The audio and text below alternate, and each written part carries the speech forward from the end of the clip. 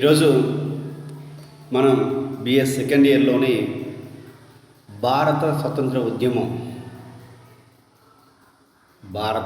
ఉద్యమంలో భాగంగా జాతీయ భావం పెంపొందడానికి గల కారణాలు చూస్తున్నాం. భారత స్వతంత్ర ఉద్యమంలో భాగంగా అనేక ఉద్యమాలు జరిగినాయి, అనేక సంఘటనలు జరిగినాయి. దానిలో మనం ముందుగా చర్చించుకున్నది ఏంటంటే, అసలు భారతదేశంలో భారతీయులకి ఈ జాతీయ భావం పెంపొందడానికి గల కారణాలు ఏంటి, ఆ కారణాల మూలంగా వాళ్ళు స్వతంత్ర ఉద్యమంలో ఎలా పాల్గొనడానికి ఈ కారణాలు తోడ్పడినవి అన్నది మనం ఈరోజు చర్చించుకుంటున్నమాట. జనరల్గా భారతదేశానికి వర్తకులుగా మన దేశానికి వచ్చిన ఆంగ్లేయులు క్రమంగా దేశ పరిపాలకులయ్యారు. 1757 ప్లాసీ యుద్ధంతో బ్రిటిష్ వారు పాలన మన భారతదేశంలో ప్రారంభమని చెప్పవచ్చు అన్నమాట. అంటే భారతదేశానికి వర్తక వ్యాపారాలు చేయడానికి వచ్చిన వీళ్ళు క్రమక్రమంగా స్థావరాలు ఏర్పాటు చేసుకోవడం, సైన్యం తయారు చేసుకోవటం, స్థానిక రాజుల విషయాలు జోక్యం చేసుకోవటం, ఆ స్థానిక రాజులు ఇచ్చిన రాజ్యాల్లో లబ్ధి పొంది క్రమక్రమంగా మన దేశానికే వీళ్ళు పరిపాలకులుగా కావటం జరిగిందనమాట. విదేశీ పాలనకు వ్యతిరేకంగా సాగిన ఉద్యమే భారతదేశ స్వతంత్ర ఉద్యమం. ఈ ఉద్యమం 1857 తిరుగుబాటుతో ప్రారంభమైందని కొందరు చరిత్రకారులు అభిప్రాయం. అంటే దాదాపు ఒక శతాబ్ద కాలం కొనసాగిన భారత స్వతంత్ర ఉద్యమంలో చాలా విశిష్టమైనది. ఉద్యమంలో అత్యధిక భాగము శాంతియుతంగా సాగింది. భారత స్వతంత్ర ఉద్యమం విదేశీ పాలనలో వలస రాజ్యాలుగా మగ్గుతున్న ఆసియా, ఆఫ్రికా దేశాలు స్వతంత్రం సాధించుకోవడానికి మార్గదర్శకమైనాయి. అయితే జాతీయ ఉద్యమం దేశంలో అన్ని ప్రాంతాల్లో సాగిన ఒక ప్రజా ఉద్యమంగా దేశంలోని అన్ని మతాల వారు, వర్గాల వాళ్ళు ఈ జాతి ఉద్యమంలో పాల్గొన్నారు.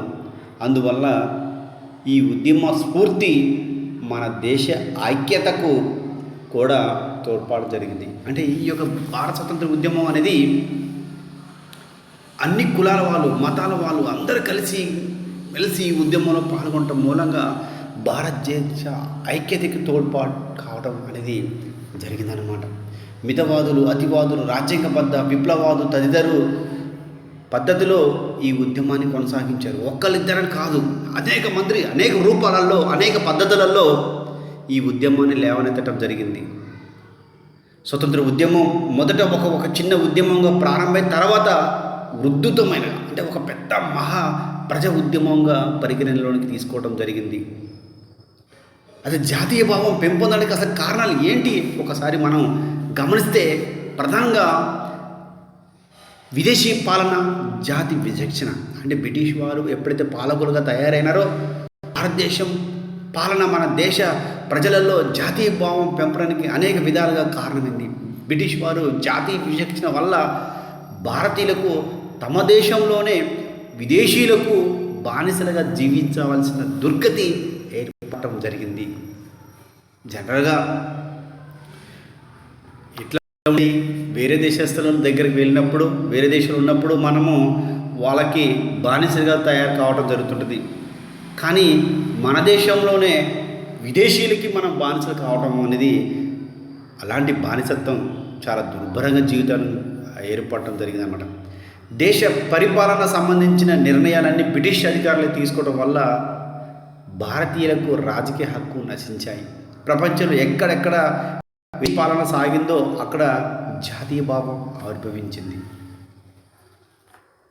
బ్రిటిష్ పాలనలో మనకి ఎలాంటి స్వతంత్రం లేవు, ఎలాంటి హక్కులు లేవు, ఎలాంటి రాజకీయ హక్కులు నశించాయి.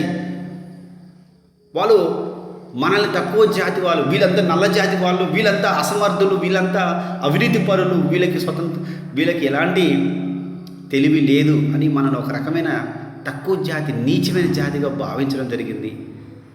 పరిపాలనలో కావచ్చు, అన్ని రంగాల్లో కావచ్చు, మనల్ని చాలా తక్కువ చులకనగా తీసి క్రింది స్థాయి ఉద్యోగులుగా నియమించేవారు తప్ప మనకి ఎలాంటి ఉన్నత స్థాయి ఉద్యోగాలు అనేవి ఉండేవి కావు. అంటరాని వాళ్ళు, అవినీతి పరులు, లంచగొండితనాల వాళ్ళు, నల్లజాతి వాళ్ళు, తక్కువ జాతి వాళ్ళు, ఇలా రకరకాలుగా మన భారతదేశ ప్రజలని చూడటం అనేది జరిగింది. ఇలా చూడటం వల్ల భారతదేశ ప్రజలలో ఒక రకమైన రాజకీయ చైతన్యం ఏర్పడి ఈ యొక్క భారత స్వతంత్ర ఉద్యమంలో ఊపందుకుంటాం. భారత స్వతంత్ర ఉద్యమం స్టార్ట్ కావడం అనేది జరిగిందనమాట. నెక్స్ట్ ఆంగ్ల విద్య. భారత స్వతంత్ర ఉద్యమంలో లేదా జాతీయభావం పెంపొందడానికి మరొక కారణం ఆంగ్ల విద్య అని చెప్పవచ్చు. బ్రిటిష్ వారు దేశంలో ప్రవేశపెట్టిన ఆంగ్ల విద్య కూడా జాతీయభావం పెంపొందింది. నిజానికి ఆంగ్ల విద్య వల్ల దేశానికి నష్టం కూడా జరిగింది. దేశ భాషల అభివృద్ధి కుంటుపడింది. కానీ ఆంగ్ల విద్య విధానం భారతీయులలో, ముఖ్యంగా విద్యావేత్తలలో స్వతంత్ర భావాలు పెంపొందాయి. ఆంగ్ల విద్యార్థులు ఆంగ్ల విద్యను చదువుకున్న వారు నాడు దేశాలలో ప్రజలు నిరంకుశ విదేశీ ప్రభుత్వాలకి వ్యతిరేకంగా సాగించిన విప్లవ ఉద్యమాల గురించి చదువుకోగలరు. ముఖ్యంగా జర్మనీ, ఇటలీ దేశాల్లో జరిగిన జాతీయ సమైక్యత ఉద్యమాలు, ఫ్రెంచ్ విప్లవం, ఇంగ్లాండ్పై ఐర్లాండ్ ప్రజలు జరిపిన స్వతంత్ర పోరాటం గురించి తెలుసుకొని ఆ ఉద్యమ స్ఫూర్తిని పొందడం అనేది జరిగింది. బ్రిటిష్ వాళ్ళు భారతదేశంలో ఆంగ్ల విద్యను ప్రవేశపెట్టడం మూలంగా కొంత దేశ భాషలు కుంటుపడినాయి. మనకు కొంత నష్టం కూడా జరిగింది. దీన్ని చాలామంది మన భారతదేశ ప్రజలు కొంతమంది దీన్ని వ్యతిరేకించారు. కానీ చాలా వరకు విద్యావేత్తలు, చదువుకున్న వాళ్ళు మాత్రం దీన్ని వ్యతిరేకించలేదు. ఎందుకంటే ఆంగ్ల విద్యను చదువుకోవడం మూలంగా ఆంగ్లంలో ఉన్నటువంటి అనేక పుస్తకాలను చదవడం జరిగింది, అనేక దేశ చరిత్రలు చదవడం జరిగింది, అనేక దేశాలలో జరిగినటువంటి నిరంకుశ ప్రభుత్వాలకు వ్యతిరేకంగా జరిగిన పోరాటాల గురించి, అక్కడ సాగించిన ఉద్యమాల గురించి చదువుకోవడానికి అవకాశం ఏర్పడింది. కాబట్టి చాలామంది దీన్ని కూడా స్వాగతించడం జరిగింది. ఈ ఆంగ్ల విద్యను చదువుకున్న వాళ్ళందరూ కూడా ఈ ఫ్రెంచ్ విప్లవం గురించి, ఐర్లాండ్ ఇంగ్లాండ్పై విజయం సాధించిన అంశం కావచ్చు, ఇటలీ, జర్మనీ దేశాలు జరిగిన జాతీయ సమైక్యత ఉద్యమాలు కావచ్చు, ఇలాంటి అన్నింటినీ స్ఫూర్తిగా తీసుకొని మనం స్వతంత్ర ఉద్యమంలో ముందుకి పోవటం అనేది జరిగింది. అదేవిధంగా భారత జాతీయ భావం పెంపొందడానికి మరొక కారణం సాహిత్యాలు, పత్రికలు. 19వ శతాబ్దంలో భారతదేశంలో వెలువడినటువంటి సాహిత్యాలు, పత్రికలు కూడా భారత జాతీయ భావం పెంపొందించడానికి ఒక కారణమైంది. ప్రఖ్యాతి బెంగాలీ రచయిత బకిం చంద్ర చటర్జీ రచించిన ఆనందమఠం నవల భారతదేశ స్వతంత్ర స్ఫూర్తిని కలిగించడంలో ప్రముఖమైన పాత్ర వహించింది. ఆ నవలలోని వందే మాతరం గేయం ఉద్యమకారులు జాతీయ గేయమైంది. నాటి రచయితలైన హేమచంద్ర బెనర్జీ, అదేవిధంగా లాలా రాయ్, నాటి పత్రికలు ఇండియన్ మిర్రర్, అమృత బజార్, ముంబై సమాచార్, కేసరి, మరాఠీ, ఆంధ్రప్రకాశ్, ఆంధ్ర పత్రిక, కృష్ణ పత్రిక, ఆజాద్ అనే ఇట్లా అనేక పత్రికలు, ఉర్దూ పత్రికలు ప్రజలలో దేశభక్తిని, జాతీయ భావాలను పెంపొందించడానికి దోహదం చేశాయి. అదేవిధంగా రాజేంద్రలాల్ భారతీయ సంస్కృతి వైభవాన్ని తన రచన ద్వారా వివరించడం జరిగింది. వారన్ హేస్టింగ్స్ కాలంలో స్థాపించినటువంటి ఏషియాటిక్ సొసైటీ ఆఫ్ బెంగాల్ ప్రచురణ భారతీయుల గత వైభవాన్ని ప్రజల ముందు ఉంచింది. వీటి మూలంగా భారతీయులు తమ జాతీయ సంస్కృతుల పట్ల గౌరవం, విశ్వాసం ఏర్పడింది. ఈ పత్రికల వల్ల, అదేవిధంగా సాహిత్యాల వల్ల ప్రజల్లో ఒక చైతన్యం, రాజకీయ చైతన్యం, విప్లవ చైతన్యం ఏర్పడి మన దేశం ఏంటి, మన యొక్క సంస్కృతి ఏంటి అని ఒక రకమైన గౌరవం ఏర్పడి వాళ్ళు జాతీయ భావం పెంపొందించుకోవడం జరిగింది. అదేవిధంగా ఆనందమఠ చటర్జీ, బెంగాలీ రచయిత అయిన బకిం చంద్ర చటర్జీ అనే అతను ఆనందమఠం అనే నవల రాస్తాడు. ఆ నవలలోని వందే మాతరం అనే దాన్ని భారత స్వతంత్ర ఉద్యమకారులు దాన్ని జాతీయ గేయంగా అవలంబించు. ఎక్కడ ఉద్యమాలు చేసినా వందే మాతరం అనుకుంటూ ఈ యొక్క స్వతంత్ర ఉద్యమాన్ని ముందుకు నడపడం అనేది జరిగింది. సాహిత్యము, పత్రికలు తమ వంతు పాత్రని పోషించాయి భారత జాతీయ భావం ప్రజల్లో పెంపొందించడానికి. అదేవిధంగా పరిపాలన ఐక్యత, బ్రిటిష్ పరిపాలన విధానంలో ప్రజల ఐక్యతనికి దోహదం చేసింది. ఆధునిక రహదారులు, తంతి తపాలా సౌకర్యాలు విలాసమైన మన దేశంలో వివిధ ప్రాంతాలను దగ్గరగా చేర్చి ఆ కారణంగా వారి మధ్య ఐక్యత అనేది ఏర్పడింది. ఇంతకుముందు ఒక ప్రాంతానికి ఒక ప్రాంత ప్రజలకి మధ్య ఎలాంటి సంబంధాలు లేవు.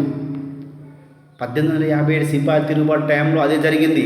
వాళ్ళకి ఎలాంటి సమాచారం లేనప్పుడు 1850 సిపాయి తిరుగుబాటు ఒక ప్లేస్లో ఒకరోజు జరిగితే మరొక ప్లేస్లో మరొక రోజు జరిగింది.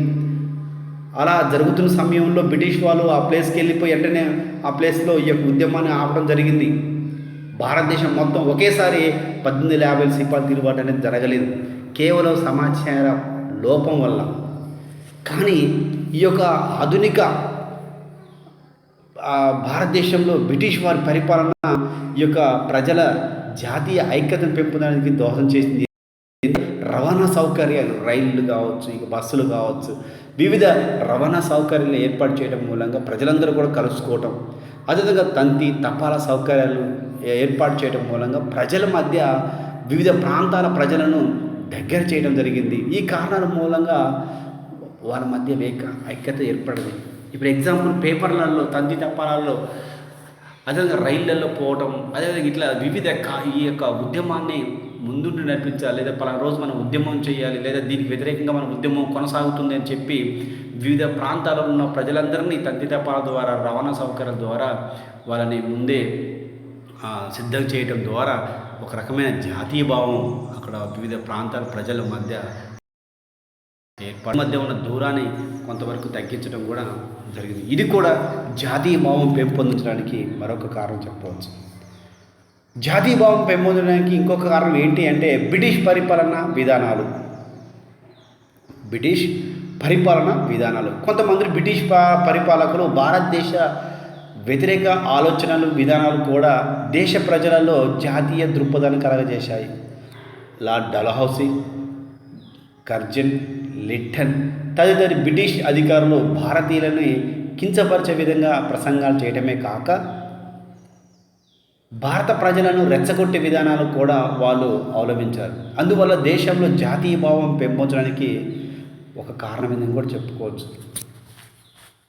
1876 నుండి 1880 వరకు వైస్రాయిగా ఉన్న లిట్టన్ విధానాలు ప్రజా వ్యతిరేకం కారణంగా ప్రజల్లో తీవ్రమైన సంచలనం కలిగారు. దేశంలో క్షామం సంభవిస్తుండగా ఆయన ఢిల్లీ దర్బార్లో నిర్వహించడం ఆయన చేపట్టిన ప్రజా వ్యతిరేక విధానాలకు నిదర్శనం అన్నమాట. రెండో ఆఫ్ఘన్ యుద్ధానికి దేశ ఖనిజ నుంచి 30 కోట్ల రూపాయలు వ్యయం చేయటం. అప్పటికి క్షామం వచ్చింది, అంత కరువు ఉంటుంది. కానీ వీళ్ళు ఆఫ్ఘన్ ప్రాంతంతో యుద్ధం చేస్తున్న సమయం రెండో ఆఫ్ఘన్తో యుద్ధం చేయడానికి వాళ్ళు మన భారతదేశ ఖజానా నుంచి 30 కోట్ల రూపాయలు వ్యయం చేయటం విదేశీ పాలన పట్ల ప్రజల వ్యతిరేక భావం పెంచింది. దేశ పత్రికలపై వివిధ ఆంక్షలకు గురి చేసేయడం ఆ పత్రిక స్వతంత్రాన్ని హరించాయి. భారతీయులు ఆయుధాలు ధరించరాదని అనేక ఆంక్షలు విధించడం జరిగింది. అనేక వీళ్ళు చేస్తున్నట్టు ఇలాంటి చర్యలకి అనేక విమర్శలకు గురైంది. భారతీయులు ఉన్నత ఉద్యోగాలు ఎంపిక కాకోకుండా ఉద్దేశంతోనే లిట్టన్ సివిల్ సర్వీస్ పరీక్ష వయో పరిమితిని 21 నుంచి 19 సంవత్సరాలకు తగ్గించడం జరిగింది. ఇది మరీ దారుణం అన్నమాట. ఎందుకంటే మన భారతదేశంలో మరీ కొద్ది పెద్ద వాడైన నుండి పిల్లగాడు చదువుకుంటుంటాడు అన్నమాట. కాబట్టి వాడు డిగ్రీ ఈ యొక్క సివిల్ సర్వీస్ ఎగ్జామ్ రాయాలంటే డిగ్రీ ఎగ్జామ్ కంపల్సరీ పాస్ కావాలి. ఈ డిగ్రీ ఎగ్జామ్స్ రాయాలంటే ఖచ్చితంగా వాడికి 20-21 సంవత్సరాలు వయసు అనేది ఖచ్చితంగా వస్తుంటుంది అన్నమాట. కాబట్టి ఆ టైంలో కేవలం 19 సంవత్సరాలు మాత్రమే పెట్టడం మూలంగా వాడు డిగ్రీ పాస్ అయినాడికే వాడికి ఈ 19 సంవత్సరాల వయో పరిమితి దాటిపోవటం, సివిల్ సర్వీస్ పరీక్షలకి వాళ్ళు నియమితులు కాకపోవడం అనేది జరుగుతుందన్నమాట. ఇలాంటి చర్యల మూలంగా భారతదేశంలో ఒక రకమైన ఆంగ్లేయుల పరిపాలన పట్ల తీవ్ర వ్యతిరేకత భావం పెంచి జాతీయతను పెంపొందడానికి తోడ్పడిందన్నమాట. అంటే వీరి యొక్క పరిపాలన భారతదేశ ప్రజలలో ఒక రకమైన విమర్శలకు గురి కావటం, ఒక రకమైన వ్యతిరేక భావాలకు గురి కావడం జరిగిందన్నమాట. కేవలం వాళ్ళ పరిపాలన కొంతమంది విలియం బెంటింగ్ కావచ్చు, లార్డ్ రిప్పన్ కావచ్చు, కొంతమంది మంచి మంచి సంస్కరణలు చేసినప్పుడే కొంతమంది మాత్రానికి భారతదేశ ఆర్థిక విధానాన్ని కొల్లగొట్టుకొని పోవాలని, అదేవిధంగా భారతదేశ ప్రజలను నీచంగా చూడాలని, భారతదేశ ప్రజలందరూ వాళ్ళందరినీ కూడా చాలా హింసించాలని, వాళ్ళకి ఎలాంటి రాజకీయ హక్కులు కానీ, పత్రికా స్వేచ్ఛ హక్కులు కానీ వీటన్నిటిని లేకోకుండా చేయడం కోసం వాళ్ళు ఇలా అనేక చర్యలు చేపట్టడం మూలంగా భారత జాతీయ భావం పెంపొందించడానికి కారణం కావటం అనేది జరిగిందనమాట. మనం చూస్తే మరొక కారణం ఏంటి అంటే బ్రిటిష్ ప్రభుత్వ ఆర్థిక విధానం. ఇది ప్రధానమైనదన్నమాట. భారత జాతీయ భావం పెంపొందడానికి బ్రిటిష్ ప్రభుత్వ ఆర్థిక విధానం చాలా చాలా ఇంపార్టెంట్ అన్నమాట. ఇవి కూడా భారతదేశ ప్రజలలో జాతీయ భావ బీజాలు మొలకెత్తడానికి దోహదం చేశాయి. బ్రిటిష్ వారు తమ దేశ సంపదను వారి దేశం తరలించడం, సంపన్నమైన భారతదేశాన్ని పేద దేశంగా మార్చడం జరిగింది. బుక్ ఆడమ్స్ మాటలు చెప్పాలంటే ప్రపంచ చరిత్రలో ఇంత ధన సంపద ఏ దేశంలో నుంచి మరొక దేశానికి తరలిపోలేదు. వారి స్వేచ్ఛ వ్యాపార విధానం వల్ల దేశంలో కుటీర పరిశ్రమలు నశించాయి. తమ పరిశ్రమలకు అవసరమైన ముడిసరుకులను అతి చౌకగా ఈ దేశం నుండి కొనుగోలు చేసి తమ ఉత్పత్తిని తక్కువ ఖర్చుతో సాధించుకోవడం జరిగింది బ్రిటిష్ వారు. ఈ దేశం మార్కెట్లో అమ్మేవారు. చేతి పరిశ్రమ తయారై విదేశీ వస్తువులు అధిక సుంకాలు విధించడం వల్ల వాటి ఖరీదు పెరిగి మార్కెట్లలో అమ్మకాలు తగ్గిపోయాయి. భూశిస్తు విధానం వల్ల రైతు రుణాలు కూరుకుపోయాయి. బ్రిటిష్ వారు తమ పరిశ్రమలకు అవసరమైన వాణిజ్య పంటలను రైతుల చేత బలవంతంగా పండించేవారు. అందువలన ఆహార ఉత్పత్తి పడిపోయి తరచూ క్షామం సంభవించి జననష్టం జరిగినా ప్రభుత్వం పట్టించుకోలేదు. ఈ విధంగా దేశ ఆర్థిక దెబ్బతీసిన బ్రిటిష్ వారి విధానాలు దేశ ప్రజలలో జాతీయ భావం పెంపొందడానికి కారణమైందన్నమాట. జాతీయ భావం పెంపొందడానికి గల కారణాల్లో బ్రిటిష్ ప్రభుత్వ ఆర్థిక విధానాలు ప్రధానమైన చెప్పుకుంటున్నాం. ఎందుకు అంటే మన భారతదేశం నుంచి వీళ్ళు అనేకమైన సంపదను తరలించుకొని పోయడం జరిగింది. ట్యాక్స్ రూపంలో, ఇంకా అనేక సుంకాల రూపాలలో ఈ యొక్క భారతదేశంలో ప్రజలపైన విపరీతమైన పన్ను విధించడం జరిగింది. భారతదేశంలో పండుతుందనేటి ముడి సరుకులని అతి చౌకగా ఇంగ్లాండ్ దేశానికి తీసుకెళ్ళటం, అక్కడ తయారైన వస్తువులను మళ్ళీ మన దేశంలోనికి అమ్మటం, దీని మూలంగా కుటీర పరిశ్రమలు, చేనేత పరిశ్రమలు అన్నీ కూడా పడిపోవటం, పేదరికం, నిరుద్యోగత ఏర్పడటం జరిగిందనమాట. ఇలా భారతదేశ ఆర్థిక వ్యవస్థ పైన వీళ్ళు దెబ్బతీయడం జరిగింది. అదేవిధంగా ఈ యొక్క ఇంగ్లాండ్ దేశంలో ఉన్నటువంటి యంత్రాలలో, పరిశ్రమలలో తయారయ్యే వస్తువులకి ఇక్కడ నుండి ముడి సరుకులు పంటలను పండించుకొని తీసుకుని పోవడం జరుగుతుందన్నమాట. వాళ్ళ చేత బలవంతమైన పంటలు పండించారు. ఆహార పంటలు కాకుండా వాణిజ్య పంటలకు వీళ్ళు ఎక్కువ ఇంపార్టెన్స్ ఇవ్వడం జరిగింది. దాని మూలంగా ఆహార పంటల కొరత ఏర్పడి అనేక మంది జనాలు చనిపోవడం కూడా జరిగిందన్నమాట ఆహారం లేక. ఇవన్నీ బ్రిటిష్ ఆర్థిక దోపిడీకి నిదర్శనం కావటం మూలంగా జాతీయ భావం పెంపొందడానికి కారణమైంది అని చెప్పవచ్చు అన్నమాట. జాతీయ భావం పెంపొందడానికి ఇంకా మనం చాలా కారణాలు చెప్పుకోవచ్చు అన్నమాట. దాంట్లో మరొక కారణం ఏంటి అంటే మత సాంఘిక సంస్కరణ ఉద్యమాలు. 19వ శతాబ్దంలో దేశంలో సాంస్కృతిక పునరుజ్జీవన ఉద్యమం మొదలైంది. ఈ ఉద్యమం చేపట్టిన మత సాంఘిక సంస్కరణలు జాతీయ ఉద్యమానికి తోడ్పడ్డాయి. నాటి ప్రముఖ సంస్కరణలైన రాజా రామ్మోహన్ రాయ్, దయానంద సరస్వతి, స్వామి వివేకానంద తమ బోధనలతో ప్రజలలో దేశభక్తిని పెంపొందించాయి. ఆత్మవిశ్వాసాన్ని భారతీయులో పెంపొందించారు. వీరికి తోడుగా విదేశీయురాలైన అనీ బెసెంట్ భారతదేశాన్ని తన మాతృదేశంగా భావించి ప్రజలలో దేశం పట్ల గౌరవాన్ని సాంఘిక సంస్కరణ మత ఉద్యమాలు కూడా భారతదేశంలో జాతీయభావం పెంపడానికి, ప్రజల్లో జాతీయభావం పెంపడానికి కారణమైనవి అన్నమాట. వాళ్ళ యొక్క స్వామి వివేకానంద కావచ్చు, రాజా రామ్మోహన్ రాయ్ కావచ్చు, దయానంద సరస్వతి, అనిబిసెట్టి, ఇలాంటి అనేక మంది భారతదేశ ప్రజలలో జాతీయభావం పెంపడానికి, వాళ్ళలో స్ఫూర్తి నింపడానికి అనేక చర్యలు, అనేక ఉపన్యాసాల మూలంగా, బోధనల మూలంగా వాళ్ళ జాతీయ భావాన్ని పెంపొందడం జరిగింది. అదేవిధంగా మత కారణాలు కూడా. మత కారణాలు అంటే ఇక్కడ మనకి ఏంటంటే మనది హిందూ మతం అయినప్పటికీ భారతదేశ ప్రజలు హిందూ మతం అన్నమాట. వీళ్ళు హిందూ మతంలో పాటిస్తున్నప్పుడు ఇక్కడున్న వాళ్ళు విగ్రహారాధన చేయకూడదు, మీరు హిందూ మతాన్ని స్వీకరించకూడదు, వీళ్ళకి అనేక విధాలుగా ట్యాక్స్ విధించబడుతుంది, కాబట్టి మీరు జాయిన్ కావాలని చెప్పేసి భారతదేశ ప్రజలపైన అనేక ఆంక్షలు ఉండేవన్నమాట. అదేవిధంగా భారతదేశంలో ఉన్నటువంటి ఆచార విధానాలు సతీ సహగమనం అదేవిధంగా సతీ సహగమనం కావచ్చు, బాల వివాహాలు కావచ్చు, వితంతు పునర్వివాహం కావచ్చు, ఈ భారతదేశంలో ప్రాచీన కాలం నుంచి కూడా ఆచార విధానాలు వస్తున్నాయి. అయితే బ్రిటిష్ వారు వీటన్నిటిని వ్యతిరేకించి సతీ సహగమనం అనేది, బాల వివాహాలు అనేవి నిషేధ చట్టాలు చేసుకురావడం జరిగింది.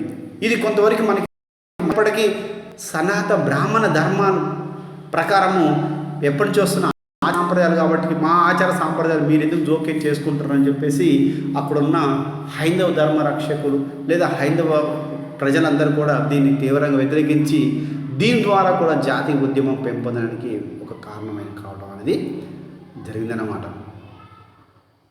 మా యొక్క ఆచార విషయాలు జోక్యం ఎందుకు చేసుకుంటున్నారు మీరు అని వాళ్ళు నిరసించటం, కోర్టుకు వెళ్ళటం, కోర్టు తీర్పు కూడా ఈ యొక్క బ్రిటిష్ వాళ్ళకి అనుకూలం రావడంతోనే ఈ యొక్క బ్రిటిష్ వాళ్ళు ఏదైతే అనుకున్న వాళ్ళకి అనుకూలంగా వచ్చింది కాబట్టి మనం అందరం కలిసిమెలిసి ఉండాలి, మనం కూడా వాళ్ళ లెక్కనే కోర్టు, బ్రిటిష్ ప్రభుత్వం, అధికారులు అంతా ఎలా ఒకటైనారో మనం కూడా అందరం కూడా ఒకటి కావాలనే ఉద్దేశంతో జాతీయ భావం ప్రజల్లో పెరిగి జాతీయ భావం పెంపొందడానికి కారణమైంది. జాతీయ భావం పెంపొందడానికి మరొక ముఖ్య కారణం ఇల్బర్ట్ బిల్లు. ఇది చాలా ఇంపార్టెంట్. వైస్రాయ్ రిప్పన్ కాలం వరకు న్యాయ పరిపాలన రంగంలో జాతి విచక్షణ విధానం కొనసాగింది. అప్పటికి ఆంగ్ల విద్యను అభ్యసించి భారతీయులు ఎందరో న్యాయశాస్త్రాలు పట్టాలు పుచ్చుకొని న్యాయ అధికారులు అయినారు. బ్రిటిష్ న్యాయమూర్తులు తమ దేశంలో ఎవరైనా ఎటువంటి కేసులైనా విచారించి నేరస్తులు శిక్షించి ఉండేవారు. ఎవరైతే బ్రిటిష్ న్యాయమూర్తులు ఉంటారో వారు తమ పరిధిలోని ఎవరైనా ఎటువంటి కేసులైనా విచారించి నేరస్తులను శిక్షించే అధికారం అనేది కలిగి ఉండేవారు. కానీ భారతదేశ న్యాయమూర్తులకు భారతదేశ నేరస్తులను విచారించే హక్కు తప్ప బ్రిటిష్ నేరస్తులను శిక్షించడానికి వారికి అధికారం ఉండేది కాదు. న్యాయ వ్యవస్థలోని ఇలాంటి లోపాలను గుర్తించిన వైస్రాయ్ రిప్పన్ దాని తొలగింపునకు ప్రయత్నించి తన న్యాయ విషయాల సలహాదారుడైన ఇల్బర్ట్తో సంప్రదించాడు. న్యాయ పాలనలో తేడాలు తొలగించడానికి ఇల్బర్ట్ బిల్లుని ప్రవేశపెట్టాడు. ఈ ఇల్బర్ట్ బిల్లు వల్ల భారతదేశ న్యాయాధీశులు బ్రిటిష్ వారితో సమానంగా భారతదేశ న్యాయమూర్తులు కూడా బ్రిటిష్ భారత ఆంగ్ల నేరస్తులను విచారించి శిక్షించే అవకాశం కలిగింది. అప్పుడు ఆంగ్లేయుల్లో ఒక రకమైన భావన ఏర్పడింది. ఆంగ్లేయులతో భారతీయులను సమానం చేసి ఇల్బర్ట్ బిల్లును ఆంగ్లేయులు వ్యతిరేకించారు. ఒక భారతీయుడు నల్ల జాతి వాడు నన్ను విచారించడం ఏంది, నేను నేరస్తుడు కావచ్చు, నేను తప్పు చేయవచ్చు, అయినా వాడు నన్ను విచారించడానికి, వాడు నన్ను శిక్షించడానికి, వాడు నాకు శిక్షించడానికి అర్హత లేదు అని చెప్పేసి వాళ్ళు చెప్పడం జరిగిందనమాట. ఇక్కడ కాదు, ఇది ఇంగ్లాండ్లో కూడా ఈ ఇల్బర్ట్ బిల్లుకి వ్యతిరేకంగా అనేక ఉద్యమాలు లేవైతే పార్లమెంట్లో కూడా దీనిపై పెద్ద గందరగోళం ఏర్పడిందన్నమాట. అప్పుడు ఆంగ్లేయులు ఈ యొక్క ఇల్బర్ట్ బిల్లుని వ్యతిరేకించడం మూలంగా వెంటనే ఈ యొక్క ఇల్బర్ట్ బిల్లుని లార్డ్ రిప్పన్ ఉపసంహరించుకోవడం జరిగిందనమాట. అంటే దాన్ని మళ్ళీ రద్దు చేయడం జరిగింది. ఇల్బర్ట్ బిల్లుని రద్దు చేయడం జరిగింది. ఇంతకుముందు ఎలాగ ఉందో ఇప్పుడు అలాగే ఉంది. ఎలా ఉండేది ఇంతకుముందు అంటే ఎవరైతే భారతదేశ న్యాయమూర్తులు వాళ్ళు ఉంటారో వాళ్ళు కేవలం భారతదేశ నేరస్తులు మాత్రమే శిక్షించాలి, బ్రిటిష్ నేరస్తులు ఎట్టి పరిస్థితుల్లో శిక్షించడానికి వీల్లేదు అనేది ఇంతకుముందు ఎలా ఉందో ఇప్పుడు అదే విధంగా ఉందన్నమాట. ఆంగ్లేయులు సాధించిన విజయము విధానము భారతీయులకు కనువిప్పు కలిగింది. సంఘటితంగా ఐక్యతతో భారత జాతి ఉద్యమంలో జరపవలసిన ఆవశ్యకతను భారతదేశ ప్రజలు గుర్తించారు. ఎందుకు అంటే ఒక నేరస్తుడు, ఒక తప్పు చేసిన వాడు, ఒక న్యాయమూర్తి అయిన వాడు శిక్ష విధించే హక్కు ఎందుకు ఉండదు? మన భారతదేశంలో మనం ఎక్కడికో పోయి తీర్పులు చేయట్లేదు, ఎక్కడికో పోయి వాడిని శిక్షించట్లేదు. మన భారతదేశం తప్పు చేసిన వ్యక్తిని మన భారతీయుడు న్యాయమూర్తి వాళ్ళకి ఎందుకు శిక్ష విధించకూడదు అంటే ఇందులో కూడా వీళ్ళు జాతి విషయాన్ని చూపిస్తారని భారతదేశంలోని ప్రజలందరూ కూడా ఒక రకమైన కనువిప్పు వాళ్ళకి కలిగింది. ఎలాగే సరే మనం కూడా కలిసిమెలిసి ఉండాలి, ఎలాగే సరే మనం కూడా ఉద్యమాలు లేవనెత్తాలి. అప్పుడే మనం అందరం ఐక్యమత్యంతో కలిసి పోరాడితేనే మనము భారత స్వతంత్ర ఉద్యమంని సక్సెస్ చేయవచ్చనే ఉద్దేశంతో ఈ యొక్క జాతీయ భావం పెంపొందడానికి కారణం అయిందన్నమాట. జాతీయ భావం పెంపొందడానికి మరొక కారణం ఏంటంటే భారత జాతీయ కాంగ్రెస్ ఆవిర్భావన. భారతదేశ కాంగ్రెస్ స్థాపనకు పూర్వం అనేక దేశంలో కొన్ని సంవత్సరాలు ఉన్నప్పటికీ ఈ యొక్క మన భారత జాతీయ కాంగ్రెస్ ఏర్పాటు మాత్రానికి జాతీయ భావం పెంపొందించలో అత్యంత కీలకమైన పాత్ర వహించిందని చెప్పవచ్చు. 1885 సంవత్సరంలో అఖిల భారత కాంగ్రెస్ స్థాపనతో మన దేశ స్వతంత్ర ఉద్యమంలో ఒక నూతన ఘటన ప్రారంభమైంది. ఈ జాతీయ సంస్థ ఆధ్వర్యంలో స్వతంత్ర సాధన కోసం అనేక ఉద్యమాలు కొనసాగాయి. దేశంలో విద్యావేత్తల మేధావులు ఒక చోట సమావేశమై తమ అభిప్రాయాలు వ్యక్తం చేయడానికి ఒక జాతీయ వేదికగా ఈ యొక్క భారత జాతీయ కాంగ్రెస్ పార్టీ అనేది తయారైంది. ఇది కూడా భారతదేశ ప్రజలలో జాతీయ భావం పెంపొందడానికి కారణం కావడం జరిగిందన్నమాట. ఇది భారత జాతీయ భావం పెంపొందడానికి గల కారణాలు. ఒకసారి మనం మళ్ళీ పరిశీలిస్తే జాతీయ భావం పెంపొందడానికి కారణాలు ఏంటి అంటే, ఒకటి విదేశీ పాలన చెప్పుకున్నాం. విదేశీ పాలన, జాతి విచక్షణ. బ్రిటిష్ వారి పాలన దేశ ప్రజల్లో జాతీయ భావం పెంపడానికి అనేక కారణాలు ఏమంటే, బ్రిటిష్ వారు జాతి విచక్షణ చూపించారు. వీళ్ళంతా నల్ల జాతి వారు, తక్కువలు, అవినీతి పరులు, వీళ్ళకి ఉన్నత పదవులకు అనర్హులు, వీళ్ళు కింది స్థాయి ఉద్యోగులు చేస్తూ ఉండాలి తప్ప పెద్ద స్థాయి ఉద్యోగాలు చేయడానికి వీల్లేదని చెప్పేసి వాళ్ళకి తక్కువ జాతిగా చూడటం. రాజకీయ హక్కులు నశించాయి. భారతీయులకు ఎలాంటి రాజకీయ హక్కులు లేవు. అదేవిధంగా వాళ్ళకి తక్కువ జాతీయ రాజకీయ హక్కులు, వాళ్ళ జీవితం చాలా దుర్భరంగా ఉండటం మూలంగా ప్రజలలో ఒక రకమైన కనువిప్పు కలిగి క్రమక్రమంగా జాతీయ భావం పెంపొందడానికి కారణమైంది. నెక్స్ట్ ఆంగ్ల విద్యను కూడా చెప్పుకున్నాం. ఆంగ్ల విద్యను చదవటం మూలంగా భారతదేశ విద్యావేత్తలు వివిధ దేశంలో సాగించిన విప్లవ ఉద్యమాలు అంటే నిరంకుశ విదేశీ ప్రభుత్వాలకు వ్యతిరేకంగా సాగించిన విప్లవ ఉద్యమాల గురించి తెలుసుకోవడం జరిగింది. అలాంటి వాటిల్లో ఇటలీ, జర్మనీ, అదేవిధంగా ఐర్లాండ్, ఫ్రెంచ్ ఇలాంటి ఉద్యమాల గురించి తెలుసుకొని చదివి వాళ్ళు కూడా ఆ ఉద్యమాల నుండి స్ఫూర్తిని పొంది భారతదేశంలో స్వతంత్ర ఉద్యమాన్ని నడిపించాలని చెప్పేసి వాళ్ళు భావించడం జరిగిందనమాట. నెక్స్ట్ ఆర్థిక దోపిడీ. ఆర్థిక దోపిడీ అంటే మనం భారతదేశంలో కొన్ని కోట్ల రూపాయల సంపదని తరలించుకొని పోవడం జరిగింది. భారతదేశ సిరి సంపదలు దోచుకొని పోవడంతో పాటు భారతదేశంలో ముడిసరుకుని అతి చౌక ధరతో తీసుకెళ్ళి వాళ్ళ ఫ్యాక్టరీలో వస్తువులు తయారు చేసి మళ్ళీ ఆ వస్తువులని మనకి అమ్మటం మూలంగా మన భారతదేశంలో ఉన్నటువంటి కుటీర పరిశ్రమలు, చేనేత పరిశ్రమలన్నీ కూడా కుంటిపడిపోయి భారతదేశంలో పేదరికంగా తయారు కావడం జరిగింది. ప్రజలు నిరుద్యోగ సమస్య ఏర్పడటం జరిగింది. ఈ యొక్క ఆర్థిక దోపిడీల వల్ల ప్రజలలో కనువిప్పు కలిగి ఈ యొక్క జాతీయ భావం పెంపొందడానికి కారణం కావడం అనేది జరిగింది. మత సాంఘిక సంస్కరణ ఉద్యమాలు, హిందూ మతంలో ఇవన్నిటిని క్రైస్తవ మతంలో మార్చేస్తున్నారు, లేదా మన భారతదేశంలో ఉన్న సాంప్రదాయాలు జోక్యం చేసుకుంటారని చెప్పేసి అనేక మంది ఉద్యమకారులు, అంటే ఈ యొక్క మన భారతదేశంలో ఉన్న వాళ్ళందరూ వీటిని వ్యతిరేకించి మన జాతీయ భావానికి ఈ కూడా ఒక కారణంగా కావటం అనేది జరిగింది.